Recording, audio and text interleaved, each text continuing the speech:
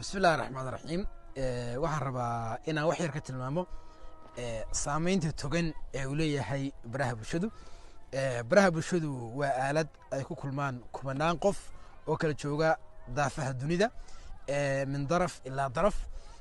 dadkaas ayuu isku keenaa dadkaasina way kulmaan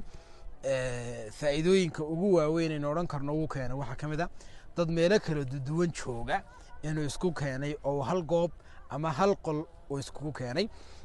marka waxaan rabaa dhowr qodob oo aad kaga faa'iideysan karto baraha bulshada inaan tilmaamo qodobka koowaad isku day baraha bulshada intaad ku jirto inaad wax ka faa'iideysato tusaale ahaan inaad wax ka dhigato sida kolba haddaad doonayso xirfad inaad barato haddaad doonayso inaad aqoon kala barato iyo haddaad doonayso wax cusub oo kale inaad timaadaba isku day inaad wax ka barato lambar laba waxaad isku xidhaa dadka inta badan waxa aad doonayso aad ka heli karto tusaale ahaan waxa jira pages ama